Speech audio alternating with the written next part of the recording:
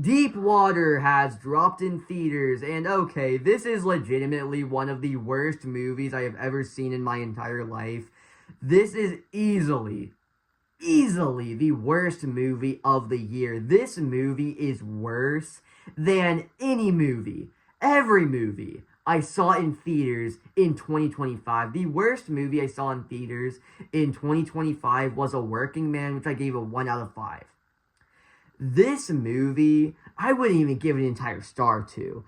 I give this a half star out of 5 on Letterboxd, okay? It's that bad.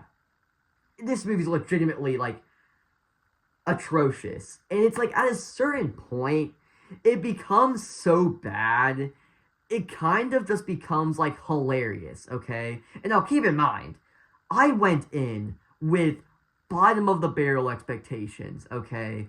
Like, I went in just expecting a dumb, fun movie that is like a plane crash disaster film that transitions into a dumb, fun shark movie. You know what I'm saying? It's like we enjoy this. We enjoy shark movies and all that stuff. But this movie literally fails in every way possible. Okay? Because the plane crash scene itself is done so poorly. It's shot in a way to where it cuts out any possible tension that could exist within the scene. Number one. And then the shark, when it transitions, when the plane crashes in the ocean and then the sharks are all around and stuff, it is just done just horribly. Legitimately terrible. Because the sharks, right, they don't even have a presence. Like, they're barely even there. Okay? And the CGI in this film is just legitimately atrocious. Okay, it's shot terribly and all that stuff. On a quality level, the film is awful. This film is put together in such a way where any tension that could exist, whether it's a plane crashing, whether it's a shark going after somebody, it's cut out completely. Non-existent. Okay? And that's when you go beyond that and say that the performances in this film too are just laughable. Okay? Because the actors aren't given anything to work with whatsoever. The writing is like abominable dog shit. It's basically non-existent. Because here's what the film tries to do. Okay? It's like I don't know anything about any of these characters, okay? You know, we learn like one basic fact about them, and then, you know, like in a lot of bad movies, right, you'll learn like one thing about the character, maybe it's like a cliche thing that's in a lot of films, and then they just over rely on that. This film doesn't even give you the bare minimum. This film literally, like, there's one characteristic that's given to each character, and then that's it. Like, okay, there's this one guy. He likes video games, and he has a computer with him. Alright? This other guy, he likes to smoke cigarettes. This like old lady, right? She's like poking fun at this other dude because like this flight attendant walks by and he's like, oh, you think I have a chance? And she's like, no, you're like a 1, 2 out of 10 or like something like that. Just like picking on him, whatever. That's her character, okay? There's this kid.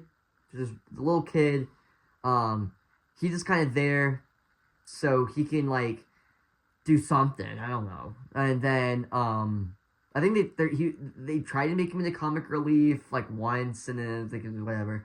There's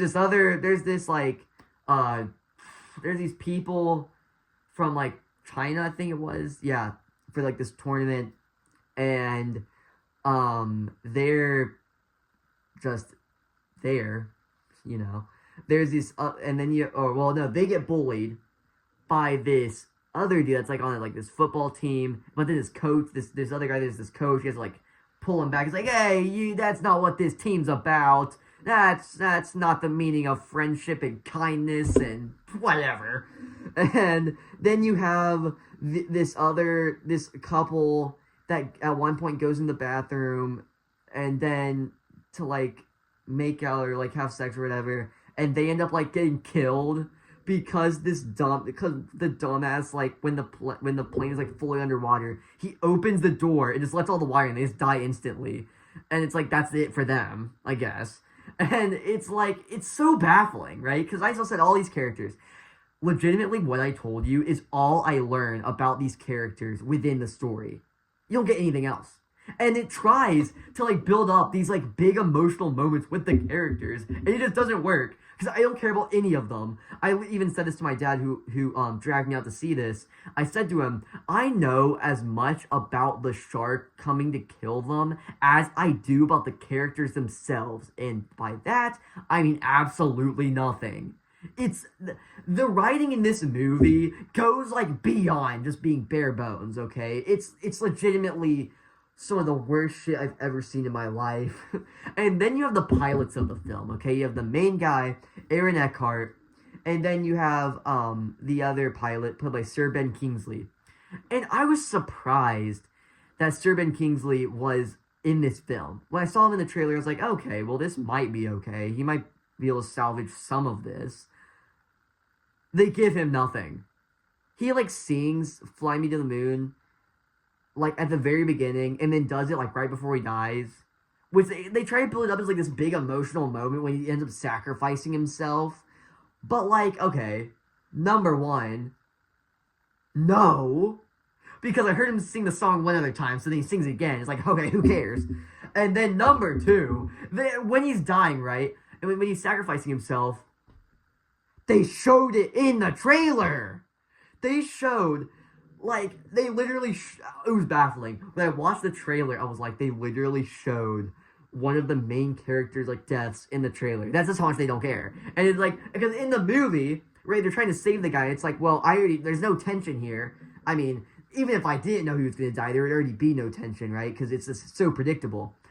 But, like, it's trying to build like this big moment of will he survive, will he not, will he sacrifice himself, whatever. It just doesn't work though, because I already saw it in the trailer. I know he dies. Just pack it up and let him die. And at a certain point, the film just realizes that you don't care, and just gets it so like even more sloppy than it already was. Okay, this movie is so bad. And then just going beyond that, right?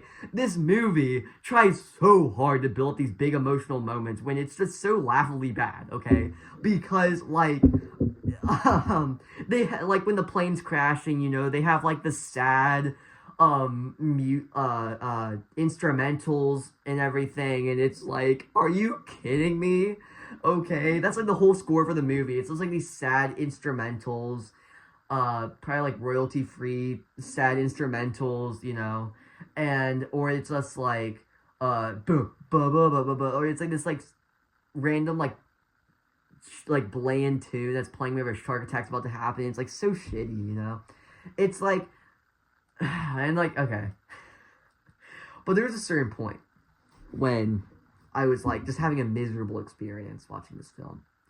But then I think at a certain point, my mind just died, and I just burst out laughing in the theater. There was nobody else in there other than me and my dad, by the way. Anyways, besides the point. My brain just breaks. I just burst out laughing because of how bad this one line of dialogue was. Okay, so let me set the scene. Let me set the scene for what was going on here. Okay, so, right, the plane has crashed. It's in, like, pieces, right? It's in, like, chunks at this point, right? And basically, what goes down is there's this lady or somebody sitting in one of the airplane, like, seats. You know, she's bloody. She's not doing very well. She's, like, barely alive, I think. I don't really remember. And then this guy goes up to her. Or, yeah, sitting in the chair. It's like, hey, get up! Get up! Are you okay? Get up! Or something like that. Just, like, trying to be intense. But he's, like, yelling it. He's like, get up, get up! But saying it in, like, the most monotone voice ever. But also yelling it, so it's, like, hilarious. But that's not when I burst out laughing. But then when the football guys comes down, right? He comes down through the corridor of the plane. And then he just says to him, the other guy that was yelling at the person sitting in the chair, just yells to him. He's like, okay. And I quote, or rough quotation, okay. Chill out. Can't you tell she's fucking fried? And I just burst out laughing because, because, right, just yell it, because, like, it's like it's supposed to be, like, this emotional moment, you know, they're disheveled, the plane is now crashed, you know, it's supposed to be intense, so the guy just yells it, but he's also saying it in, like, the most uninterested, monotone voice ever, and at that point, my brain just shattered, right, my last brain cell annihilated, and then I just burst out laughing. Chill out, dude. Can you tell she's fucking fried? I don't even know if that girl was alive, by the way. I don't know what happened to any of the characters. The grandma died. The child, the little kid, ended up surviving. The computer guy, don't know. Aaron Eckhart's guy, I think, he either sacrificed himself or he survived. I don't remember. This movie's so bad. It's forgettable, and it's, like, legitimately the worst movie I've seen in theaters this year. It's the worst movie of the year. Man, what a stinker. I had bottom of the barrel expectations, and it somehow dug below the barrel. Don't know how it did it, but it did. Alright. So, if you guys enjoyed today's video, or any of my other content, please consider subscribing, and I'll see you in the next one. Bye.